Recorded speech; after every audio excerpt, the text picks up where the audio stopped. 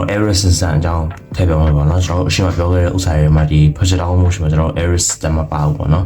error system ပါရဘယ်လိုဖြစ်မှာလဲဆိုတော့ကျွန်တော်တို့ကဆက်ပြီးတော့ဆက်ပြောကြမှာဖြစ်ပါတယ် so ကျွန်တော်ကရှင်းတော့လိုမျိုးပဲကျွန်တော်တို့ PC တစ်ခုကိုပြတင်မယ်ကျွန်တော်တို့ vertical motion ကိုကျွန်တော်တို့အရင်စဉ်းစားအောင်နော် horizontal motion ကိုကျွန်တော်တို့ခဏပြပြထားလိုက်မယ်ကျွန်တော်တို့က PC တစ်ခုကို initial velocity တစ်ခုခုနဲ့ကျွန်တော်တို့ပြတင်လိုက်မယ်ပေါ့နော်အဲဒါပြီးတော့ခါကျရင်ဒီကောင်လေးဒီလိုလေးသွားမယ်ပြီးတော့ခါကျရင်ဒီ maximum height ကိုထိပြီးတော့ခါမှာဒီကောင်လေးကပြန်ကျလာမယ်ပေါ့နော်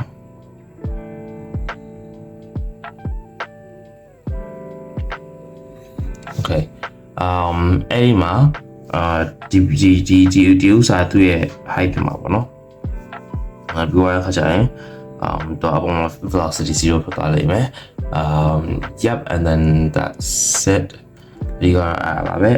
တခုတတိထားမှာကnormally အဖြစ်ပေါ့နော် normally အဖြစ်ကျွန်တော်တို့ error ကျွန်တော်အရင်ဆုံးထည့်မတော့ဘူးဆိုရင်ပေါ့နော်ဒီစထွက်တဲ့ initial velocity နဲ့ပြန်ဆင်းလာတဲ့ velocity နဲ့တူရပေါ့နော် ဆိုthe energy conservation ရပြောလို့လည်းရတယ်ပေါ့နော်တခြားနည်းရတယ်ပြောလို့လည်းရတယ်ဒါပေမဲ့ basically ရတူပဲနောက်ခေါ်ပြန်ကြလာတဲ့ဥစ္စာလည်းတူပဲ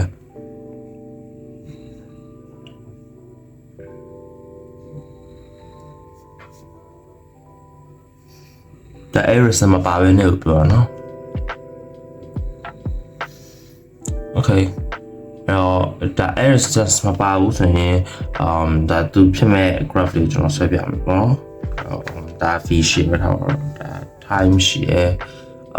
okay အဲ့လိုဆိုရင်ကျွန်တော်တို့error မပါလာဘူးပေါ့နော် error မပါလာဘူးဆိုရင်ဘယ်လိုဖြစ်မှာလဲ error မပါဘူးဆိုဘယ်လိုဖြစ်မှာလဲဆိုကျွန်တော်ဟို share လိုမျိုးပဲအများကြီးဘာမှတိတ်မကွာဘူးကွာဒီလားဒီလိုပဲတက်တဲ့ရေးဖြစ်မှာ right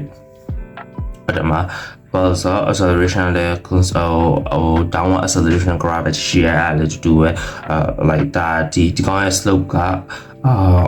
minus g ဖြစ်မှာပေါ့နော်dimension ဆိုကျွန်တော်ပြရမယ် so ကျွန်တော် velocity နဲ့ time နဲ့ပြောနေတာ right so v equal to v လို့တော့မှာလားv လို့ပဲတော့မှာ v equal to u plus at right အဲ့ဒီမှာ u ကကျွန်တော်တို့ u ရှိလိမ့်မယ် u တို့ဟိုရှိလိမ့်မယ်ပြီးတော့ခါကျရင် a ကဟိုအဖြစ်မှာ a က acceleration ကျွန်တော်တို့မှာ minus g ပဲရှိမှာ minus gt okay u က constant တစ်ခုဖြစ်လိမ့်မယ်ပြီးတော့ခါကျရင် minus gt ရှိရဲအဲ့ပြောရမယ်ဆိုရင်ဒါကဘယ်လိုပြောရမလဲ like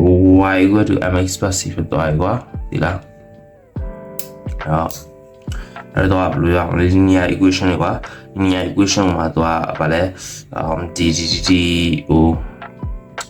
minus g ဖြစ်နေတော့ကွာဟို negative ဘက်ကိုသွားတာပေါ့ yes slope က negative ဖြစ်နေတာပေါ့အဲ့ဒီလိုမျိုးဖြစ်သွားတာဒီမလို့ထမှာ okay ကျွန်တော်တို့စပြီးတော့ error ဆိုကျွန်တော်တို့စပြီးတော့စဉ်းစားကြမှာပေါ့နော်ကျွန်တော်တို့ error ဆိုစပြီးတော့စဉ်းစားမယ်ဆိုရင်အပေါ်တိုင်းလည်း error ရှိမယ်အောက်ကျရင်လည်း error ရှိမယ် okay အဲ့ဘလို့ error ကတော့မှာလဲပေါ့နော်အပေါ်တက်တယ်ဆိုရင်error ကအရင်ဆုံးကျွန်တော်တို့ဘယ်လိုမျိုးဟိုလူမျိုးဆိုရင်ဘယ်လိုမျိုးဟို act လုပ်တာလဲပေါ့နော် object တစ်ခုကvelocity တစ်ခုရှိနေရဆိုရင်အဲ့ error system ကအဲ့ velocity နဲ့ opposition ကိုပြန်ပြီးတော့ act လုပ်တာအဲ့ဒါ error system လို့ခေါ်တာပေါ့နော် alright okay so ကျွန်တော်တို့မှာဒီတော့မှာresultant force ရှိမှာပေါ့နော် f net ကျွန်တော်တို့စထွက်ချင်မှာသူ့မှာကdownward gravity acceleration ရှိရယ်ဒါပေမဲ့လို့ upward velocity initial velocity ကျွန်တော်တို့ကပေးထားဖြစ်တဲ့အတွက်ကြောင့်သူ့ရဲ့ resistance ကဘယ်ဘက်ကိုသွားမှာလဲသူ့ရဲ့ resistance ကအောက်ဘက်ကိုပဲသွားမှာအဲဒီကောင်ရဲ့ f net လို့ပြောမယ်ဆိုရင်ဟိုအမှန်တကယ်ချအိုက်ထားတဲ့ပုံမှာပေါ့နော်ဒါပေမဲ့လည်းဟိုကျွန်တော်တို့ဒီနေရာမှာတော့ကျွန်တော်တို့ဟိုဒီဥစ္စာနှစ်ခုနဲ့ကျွန်တော်တို့အရင်စမ်းမှာပေါ့အဲ့ကောင်ရဲ့ f net လို့ပြောမယ်ဆိုရင် gravity ရှိမယ် F go to ME right F go to ME ဆိုတာနောက်ပိုင်းကျရင်တော့တိတ်မဟုတ်ဘူးဒါပေမဲ့အခုတော့ဆိုတော့ F go to ME နဲ့ကျွန်တော် ချက်ပြကြည့်ပေါ့နော် okay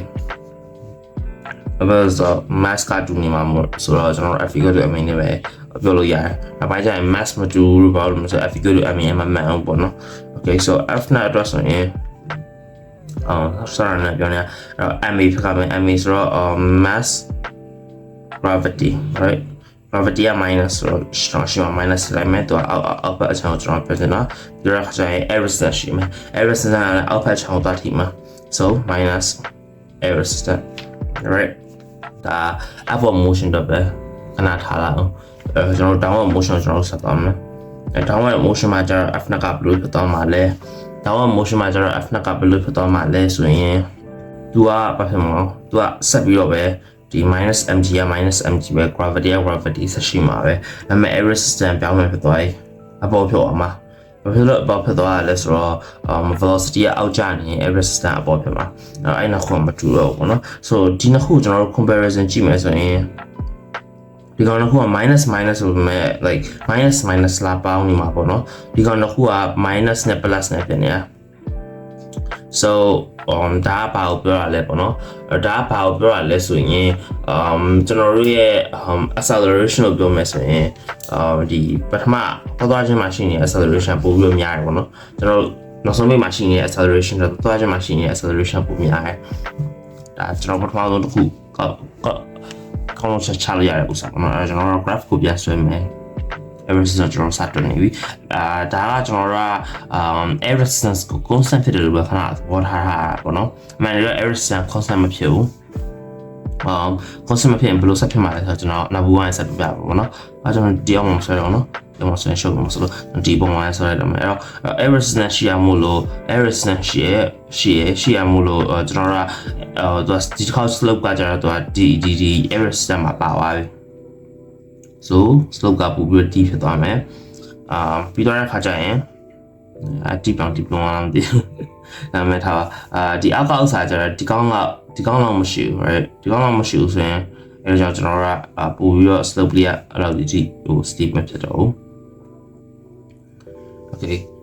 တခုအမြဲတမ်းထားမှာကဒီ area နဲ့ကအမြဲတမ်းတူတယ်ဟုတ်လို့ဆိုတော့ကျွန်တော်ဒီ height က constant ပဲပါသေးလားအပေါ်တက်သွားလဲဒီ height ပဲအောက်ဆင်းသွားလဲဒီ height ပဲဆိုဘာမှမပြောင်းဘူးပေါ့နော်နောက်တစ်ပိုင်းဆက်သွားမှာဆိုရင်အမှန်တကယ်တော့ air resistance constant မဟုတ်ဘူးလေဟုတ်တယ်ပါ air resistance constant မဟုတ်ဘူး air resistance constant မဟုတ်ကျွန်တော်ကဘယ်လိုဆက်ပြောင်းသွားမှာလဲဆိုကျွန်တော်ကဆက်ပြီးတော့စဉ်းစားရမှာပေါ့နော်air resistance constant မဟုတ်ဘူးဆိုရင် air resistance က velocity တိုးလာရင် air resistance ကတိုးလာရင် right okay so velocity တိုးလာရင် air resistance တိုးလာရဆိုတော့ဘယ်လိုလဲကူပဲစဉ်းစားရမယ်ဆိုရင်ပေါ့နော်ဘက်ကဥစ္စာလေးမြင်ပြောရရင်နော်အဲ့တော့ကျွန်တော်ပြလိုက်မယ်velocity တိုးလာရင် air resistance တိုးလာတယ် so ဘယ်လိုလဲကူစဉ်းစားမယ်ကြာဆွမ်းလာတယ်တော့ရှိရဆက်လိုက်မယ် VAT right ကျွန်တော်တို့ဆွမ်းလာလေးတော့ပုံကကျွန်တော်နေပုံမှန်ပြန်မဆွဲတော့ right အမှန်တကယ်တော့ velocity ကျသွားလေ air resistance နည်းသွားလေဒီ gradient ကလည်း light နည်းသွားတယ်ဟောသိလား okay so ကျွန်တော်တို့ velocity မှာဒီဘက်အောက်ဘက်ချမ်း minus ဒီဘက်အောက်ဘက်ချမ်းဒီဘက်အပေါ်ဘက်ချမ်း plus အဲ့တော့တဲ့ဘောကကျွန်တော်တို့အပေါ်တက်တယ်ဆိုရင်ကျွန်တော် plus လို့ယူထားတာအောက်ဆင်းလို့ဆို minus လို့ယူထားတာဒါကိုကတည်းကအုပ်စင်မသိလို့ကြည့်လို့ရတယ်ဒါပေမဲ့ကျွန်တော်ကတော့ဒါလေးနဲ့ပဲ convenient ဖြစ်လို့ကျွန်တော်ဒါလေးပဲသုံးထားတယ်ပေါ့နော်so သူက velocity ကသူကမိုးပေါ်ရောက်သွားတယ်တဖြည်းဖြည်းနဲ့ကျသွားမှာ right မိုးပေါ်ရောက်သွားတယ်တဖြည်းဖြည်းနဲ့ကျသွားမှာအဲ့ချိန်ကျရင်air resistance နဲ့တဖြည်းဖြည်းလိုက်ကျသွားမှာ okay so ကျွန်တော်တို့အစပိုင်းကတော့ကျွန်တော်တို့မှာ velocity ကအပြည့်ချင်နေ so ဆွေးဖြုတ်အောင်မယ်ဒါပေမဲ့တဖြည်းဖြည်းနဲ့ velocity ကကျလာတယ် velocity ကျလာရင် air resistance ကျလာတယ် air resistance ကျလာရင်ကျွန်တော်တို့ gradient နည်းလာတယ်ပေါ့နော်gradient နည်းလိုက်တဖြည်းဖြည်းနဲ့နည်းလာမယ် right တဖြည်းဖြည်းနဲ့နည်းလာမယ် sorry ကျွန်တော်ပုံစံအတင်းမဟုတ်ဒီကောင်လေးအကွေးလေးနော်ကွေးsorry ပြန်ဆက်လိုက်တော့ဒီလိုလေးအကွေးလေးဖြစ်သွားမယ် right ဟုတ်လားဆိုတော့တဖြည်းဖြည်းနဲ့ပို့ပြီးတော့air resistance နည်းလာမယ်ကျွန်တော်ပြန်ကြားတဲ့အချိန်ကျွန်တော်ထပ်ပြီးတော့စဉ်းစားမယ်ပြန်ကြားတဲ့အချိန်ကျရင်ဘာဆက်ဖြစ်မှာလဲဆိုတော့ air resistance အပေါ်ဘက်ကိုပြန်ပြီးရလုပ်မှာ right အပေါ်ဘက်ကိုပြန်ပြီးတော့လုပ်မှာအပေါ်ဘက်ကိုပြန်ပြီးတော့လုပ်မှာဆိုရင် ကျွန်တော်ကဟိုတဖြည်းဖြည်းနဲ့ကဘယ်လိုရမလဲacceleration ကတော့ဘယ်လိုရမလဲမင်း curve ကအောက်ဆင်းနေရဆိုရင် acceleration ကဘယ်လိုရမလဲ downward ကိုသွားနေတာကွာဒီကအောက်ဆင်းနေ steep ဖြစ်နေ steeply အောက်ဆင်းနေဆိုရင် downward ကိုသွားနေတာအပေါ်နည်းနည်းလေးပြန်တက်နေဆိုတာက it's like acceleration အပေါ်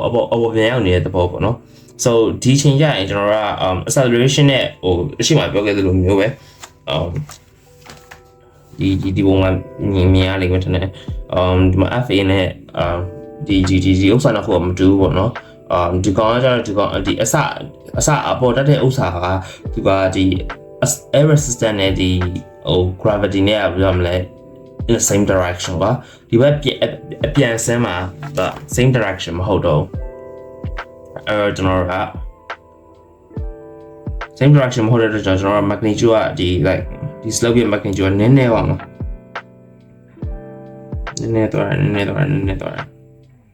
ဒီကျွန်တော်နိုင်မြောက်ရအောင်ဒီ anyway နည်းပါရပေါ့နော်